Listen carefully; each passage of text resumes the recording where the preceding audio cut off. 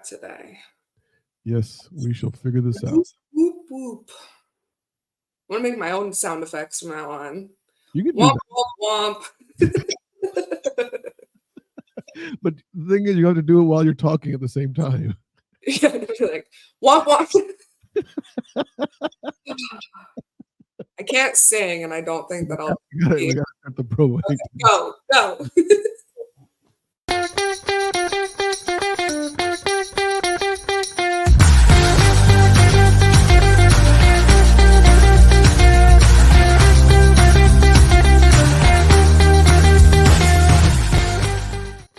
All right, everybody, look at this.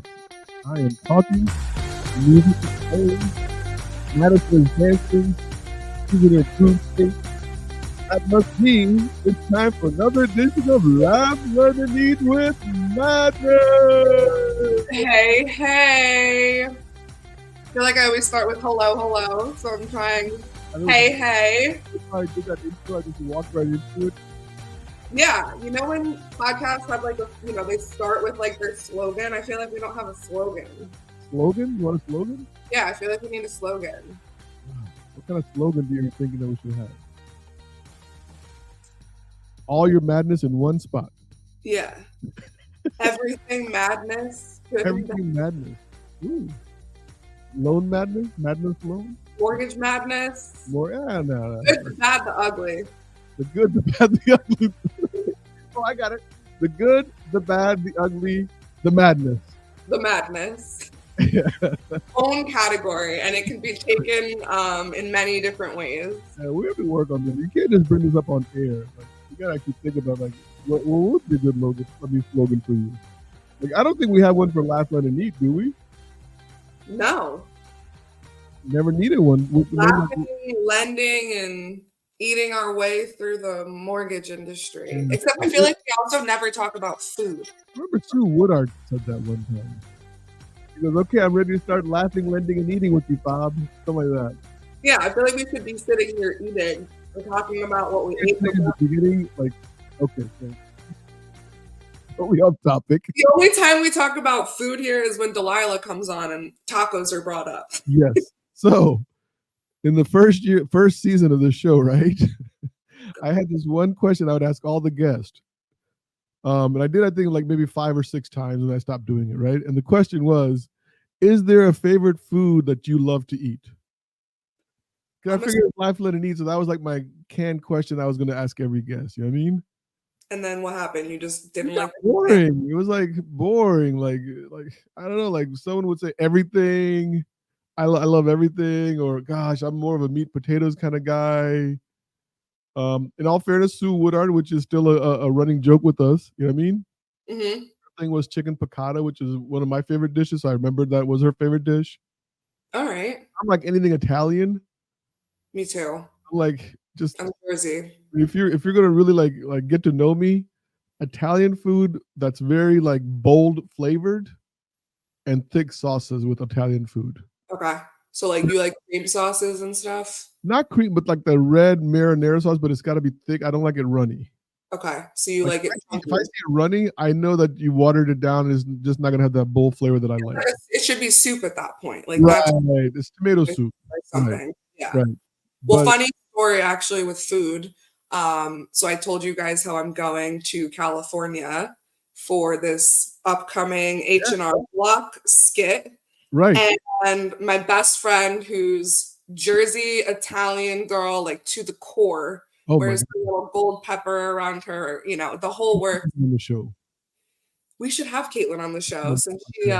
You guys would understand very quickly who I am on the other side of the mortgage industry if I had one of my like non-mortgage and real estate related friends on here. Right. But so I'm going to see her next week, and she moved to Los Angeles a couple years ago. And every day she reminds me that I have to bring her sesame bagels, and somehow she wants me to get Taylor ham across the country. You can do it. I can. So she's like, if you freeze it and then you wrap it, by the time you fly over here and you get to California, it'll be and ready to go. So we can have our fresh Taylor ham, egg, and cheeses in the morning while we're down. There you go. Yeah. So New Jersey to the LA coast. I'll have to take a picture next week at the airport and show everyone my suitcase filled with I jerky. know you do a really good job of trying to piss people off in regional locations. And I just Yes. want to go on record as saying I am not a big fan of Los Angeles. Like, I've never said this before publicly. I give a rat's ass about the place. I can't. I mean, I'm more of a New York City guy. I'm more of a Dallas, Texas. Orlando, Florida is not so much. Charlotte, North Carolina, love it. Love Charlotte. Love Charleston, New York City. Huh? Charleston's a good one. Charleston's coming up Yeah. there. But Tampa. Los Angeles, like I remember one time my wife and I were in San Diego, and she kept on saying she wants to see the Hollywood sign. She'd never seen it before, so I finally I rent a car. We drive up to LA. I'm just pissed off the entire time I was in LA Yeah. because there's like nothing good about LA for me. No, I always say to her, because she's always like, when are you moving out to California? Never. Not for nothing, but I'm like, every time I go there, it's either men in ponchos and flip-flops, or it's like the most artificial looking person you can find. Yeah. There's no in between. It's like No, hippie. I say that while living in DC, which is like the East Coast version of LA. So I understand I'm being hypocritical. Yeah. I get that. But I feel like this is my shit over here, so I can live with my shit. I don't need the West Coast shit. No, West Coast is definitely different. The problem with the LA is this, for me. You think you're going to this amazing place where all these celebrities and all this fun and party stuff. But here's the thing, and people in LA know this shit. I'm not making this up. 8 p.m., the whole city is dead. Yeah. They've gone out to the suburbs, they've gone out to the valley, they've gone out to the hills. There's nobody in the city. They just come to pollute it all day, like the traffic. Pollute now, that's not. No, like pollute it, meaning like congested with people. Like I feel like the first time I went to LA was 91, 5 years before you were born. And I remember landing in LA, and I could see the line between the smog and the blue sky above it because it was so polluted back in those days. Now it's gotten better. no. Maybe it has. So listen, Anyway. I want to play a game with you. Okay. This is a surprise that I was talking about. Because listen, this is your season 3. Yeah. Your questioning ability of our guest is like you've gotten up to a C now. Right? It's not like where I thought it would be by season 3.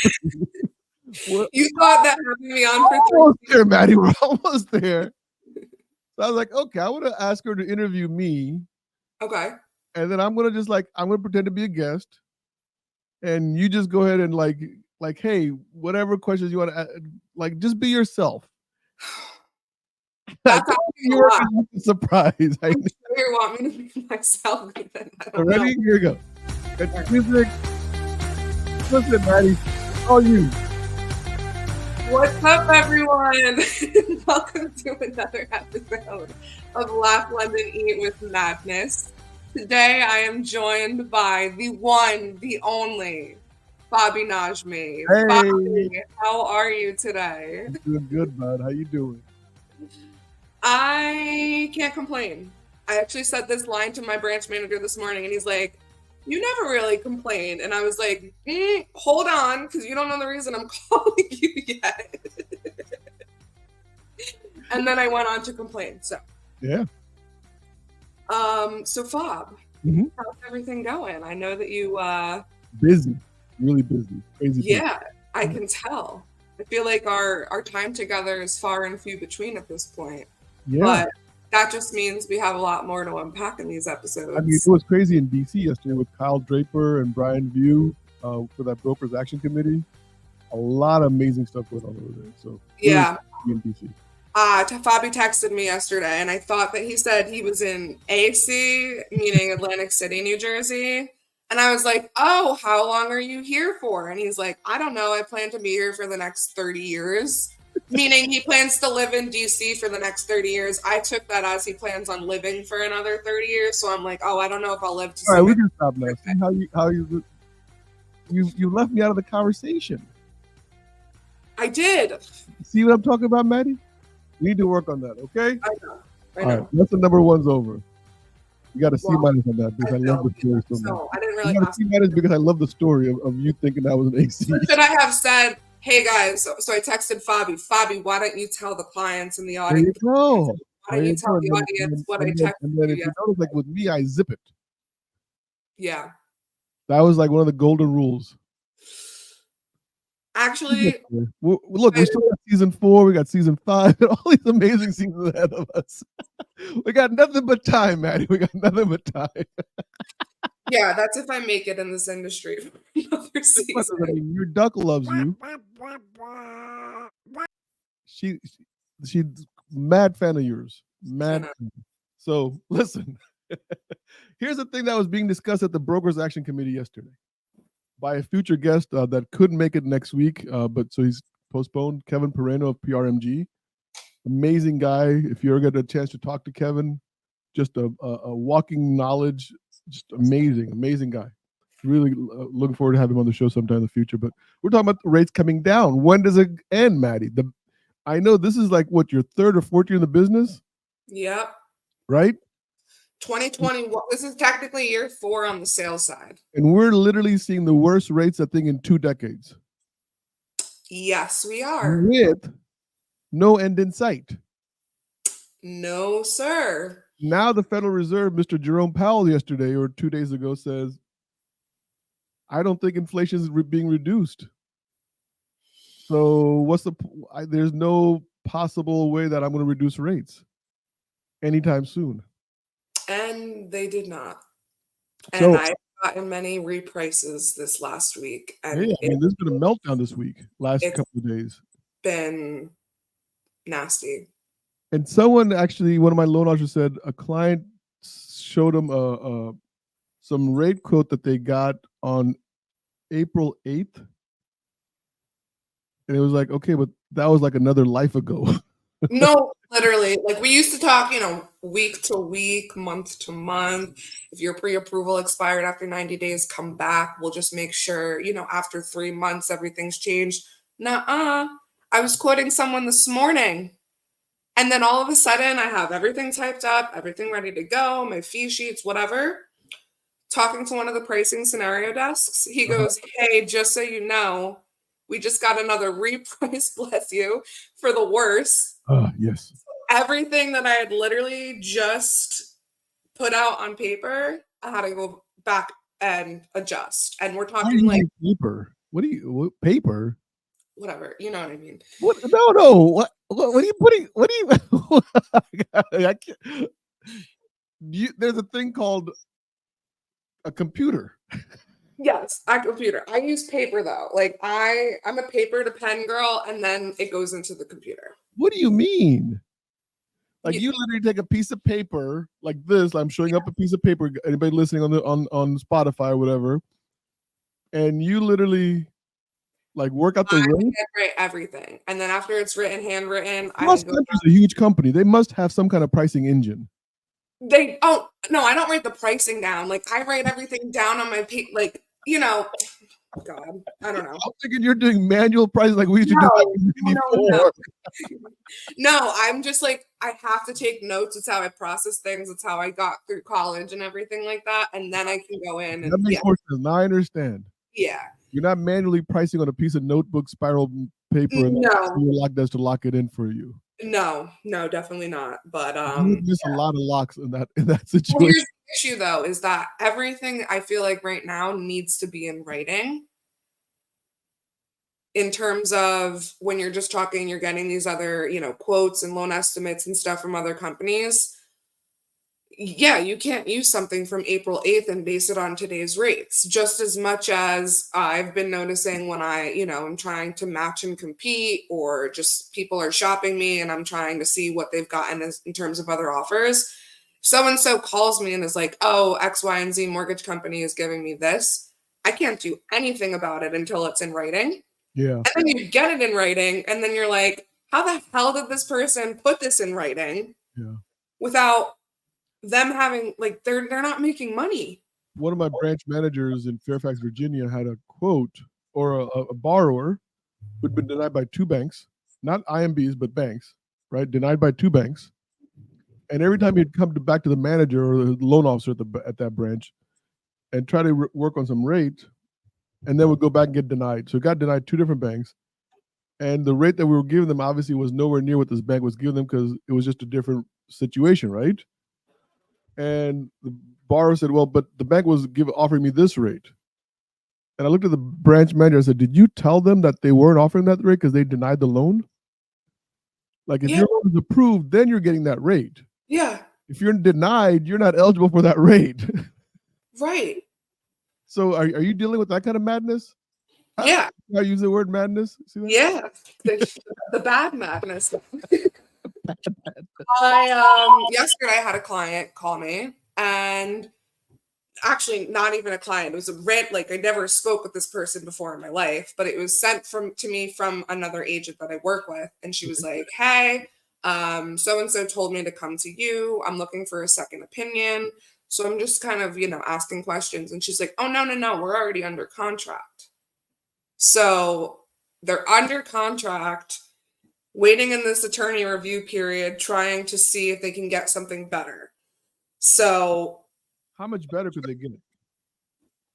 Well, my issue is that they won't give me something in writing. So like this morning I called the agent and I was like, I'm trying to be competitive here, but I don't know what I'm competing against. Like, am I competing with something that's just so far-fetched out of, like, I can't do it? Or is it something where, like, I'm winning right now and they're just not, they're trying to take what I'm giving them to go back to this person? Like, the client's giving me nothing. Just give me your best shot, give me your best interest rate, and I'll get back to you, sort of thing. So I'm like panicking because I'm like, what you could do? So I was an asshole. So what I would do is I would literally give them a really good rate, knowing that they're going to drive their other mortgage company crazy. Yeah, but then if they come back to me and I can't give them that rate, the rates changed because the market changed. well, that's what I said for this morning. I was like, she's like, hey, can you get something over to me? And I'm like, I would literally do that, Maddie. Back when I was a really unscrupulous loan officer, because I was back in the 90s. I was not a nice loan officer. I became nice after 2008, but in the 90s, I would, if I knew, especially if I knew it was like you or somebody that I knew, I was going to give them the absolute lowest rate I could possibly give at that very second, just so they could show it to you, like, hey, Madness, look what Fobby's given to me. And you that's what I feel like's happening to me, and it's not really nice because I'm like, all right, like some of me is like, okay, some money is better than no money, but like I can't drop my pants every time someone comes to me with a loan estimate. And this is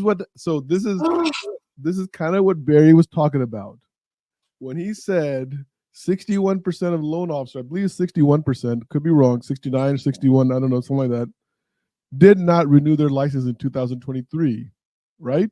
Mm-hmm. So I was like, oh, great. And then Barry goes, yeah, welcome to the next level. Yeah, no, I literally feel like I've leveled up in a video game. Like we were on. This is the best of the best, trying to survive to the end of 2024. And there's going to be still more fallout.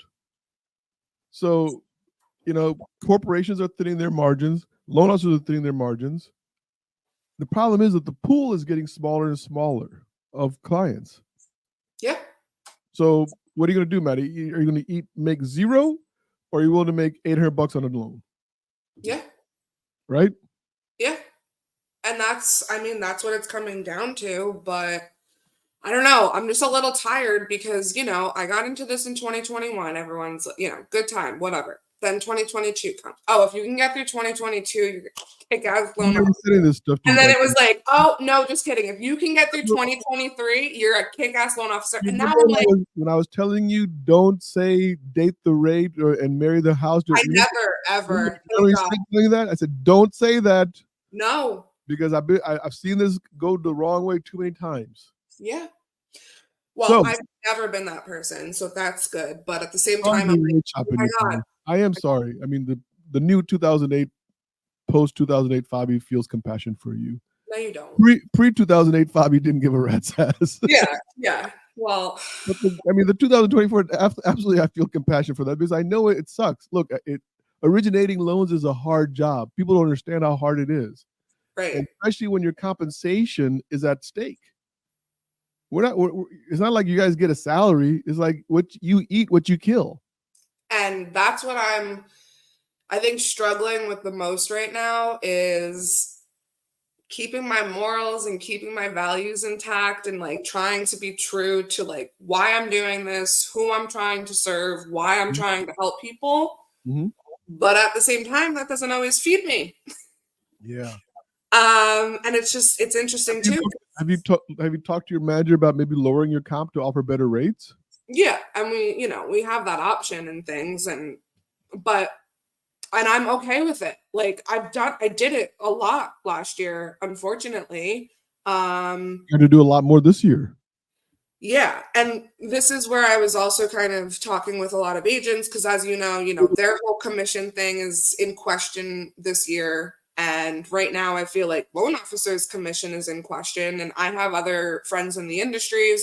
So like I know some loan officers that are working at companies that are making half the amount of commission that I'm making, but are still struggling. So it's kind of this fine line of we can all cut our commission. We can waive this, waive that, offer services. I'm working 7 days a week. I'm literally a realtor at this point, like I'm going every single weekend to open houses. This is Right. the first weekend I'm not doing an open house in God knows how many weeks. And I got asked to do two. I'm just like, I have other plans, unfortunately. And I've been working 9 to 5 Monday through Friday this week. But yeah, so I just think it's really testing people and I'm okay with it. Like I'm okay with the challenge. Mhm. I just don't want to lose sight of, like I said, why I'm doing this. And Here's a problem with low rates and offering low rates, by the way.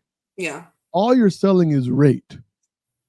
Think about what I just said. All And you're that's offering what is I feel like it's become for me. And I don't all right. like that. I never focused on the rates as much, and that's what's carried me through the last couple of years is I, providing everything but the rates. I can tell you as a hiring manager, and listen, people who are listening can say whatever, but this is the absolute truth. Every hiring manager has this opinion of loan officers. If we start talking about compensation and rates in the first 30 minutes of our call, I have lost interest. Yeah. I've lost interest Yeah. because I can hire, I mean, I hate to say this, right? But it's the truth. I can hire consumer direct loan officers to do lead gen for me at 25 to 30 bips or even $500 a loan app, whatever and I don't know CDs as well as, Yeah. you know what I I mean? used to make $75 as a loan partner assistant, and then I had a base salary. And Right. sometimes I'm like, as horrible as that seemed at one point, now I'm like,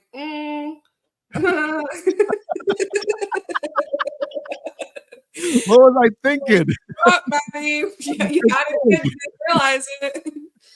I was like, okay, I'll go back to that, right? Yeah, But did you used to have like funny loan officers that you worked with, or did you support good loan officers, or loan officers just expected everything from you? no comment. Come on. No, I mean, look,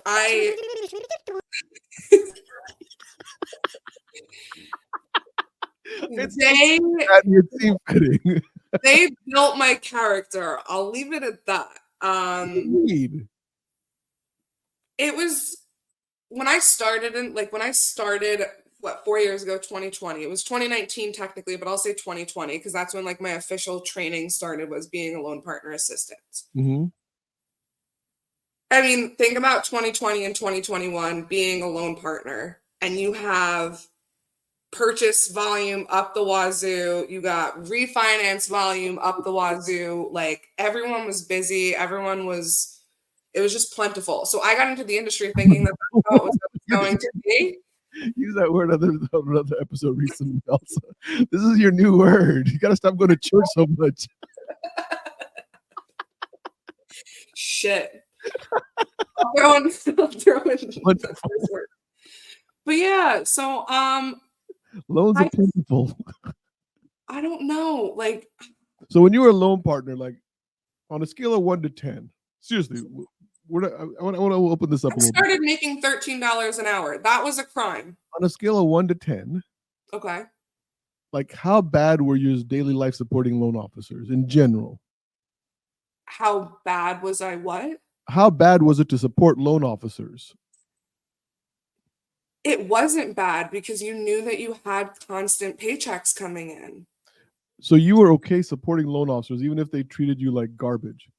Well, this is where it was a fine line of like it gave me the experience, like it built character. Like I did every type of like was doing construction loans, renovation loans, VA, FHA, USDA, non-QM. Like I had the opportunity to experience a little bit of everything. Mhm. So in some ways it was great because even 4 years in, there's some loan programs that I did as a loan partner assistant that I haven't had the opportunity to do myself as on the other end. So in some ways, it gave me the confidence to know that if and when the time comes and there's a loan scenario or a unique situation, it wouldn't be me learning it for the first time. It's our confidence music. Yeah, but then on the other hand, like I Madison said, Keenan, I loan started out. partner, confident, courageous, passionate. Yeah, but I was making $13 an hour when I started. I had to beg and plead to make 17 an hour when God knows. Was 13 illegal? Yeah, I could have been working at Dunkin' Donuts and making more money. Okay?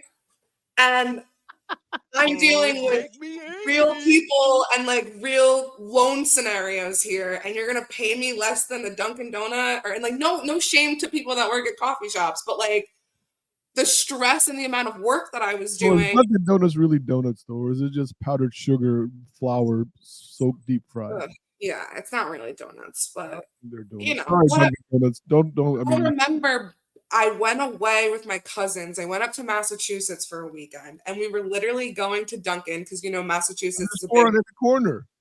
Right. But I saw in the window it said $15, like looking for employees, and it was like there was a sign that said like $15 an hour, and I was like, yeah. So that's when I had to beg and plead for the $4 raise, and like even at that, like say what you want, it was probably smart on their end because they had someone that was doing everything for them at $17, $13 an hour. Okay. But at the same time, All right, look, I gotta stop. yeah, you opened a bad can of worms there. You really, I can just hear this. This is like really like okay, I got it. Manage, yeah, yeah. It's not a Which good. is fine. It's okay. It made me into the loan officer that I am today, and I always say that I would not be in this industry at this point in time with everything that's happened over the last 4 years if I didn't have that experience first. Like that transition helped me. Do you think that this current market is survivable for a loan officer that has limited real estate agents? No. Wow. So some of my recruiters that work for me, here's what they're telling me. Literally just this morning, they're telling me, Fob, I don't know what area I'm calling, but everybody's retired. Yeah. Like I'm getting text messages back, I'm out. I'm done. I'm retired. I'm done. I'm out. Just bought an RV. Like one guy literally got one that said, Yeah, like, an RV. you thought like morale, like I feel like people were down by the end of last year. Like this is a whole other level of. But I mean, here's the funny thing. Like, so I've been doing mortgages for 30 years, as we all Yep. know. I've dealt with rates higher than this. Yep. I never noticed the morale being down, or is it that we expected so much in 2024 that, I've always been told that expectations are nothing more than future resentments. And disappointments. Yeah. Right? Expectations into disappointments. Yeah. So I mean, is the expectation was that rates would drop and everything be good again? We back down like 6.25. I think they were expecting that people like the consumer would come to accept it. Like I think loan officers and real estate agents have accepted inventory, we've accepted rates, we've accepted home prices. We don't have enough clients or enough confidence in the future to really give consumers an accurate answer. Like I was just talking to the real estate agent this morning. I was like, I don't know if I'm advising this client correctly because I don't know one what they have on the other, what other offer they have presented to them. So I could be telling them this is the next best thing since sliced bread, but I have no idea. This could be the worst rate quote they've ever received. And at the same time, what I was offering them was not something that was attractive.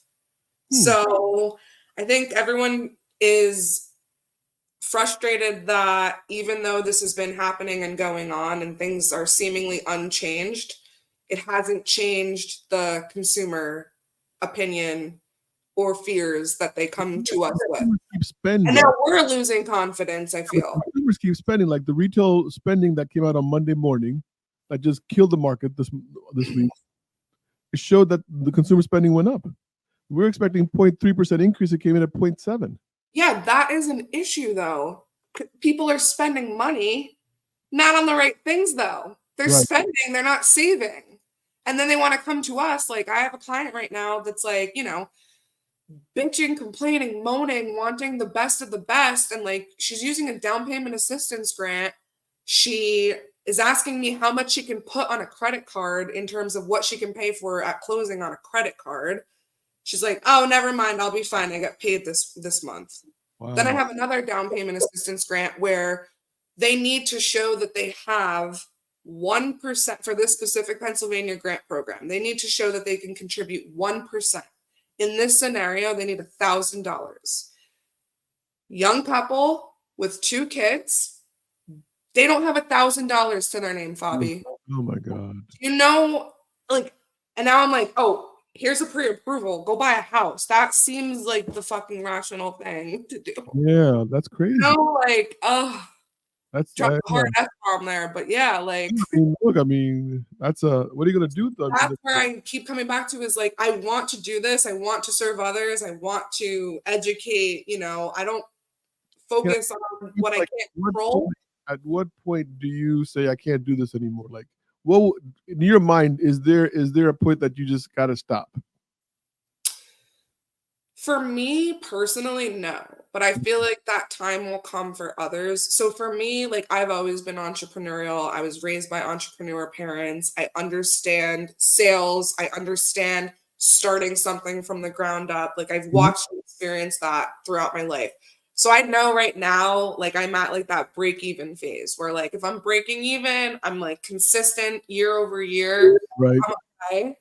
And I'm just focused right now on building. I mean, I am teaching yoga again. So that's something that I did incorporate back into my schedule once a week for an hour, because at the very least, that's something that'll cover, $13 for the hour? Costs. What? $13 for the hour? Yeah. More than $13 an hour.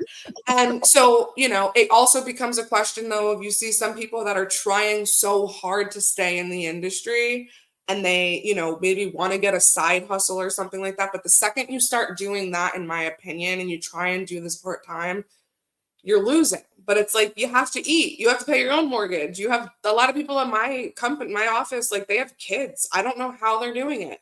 Like, I'm trying very hard to support myself.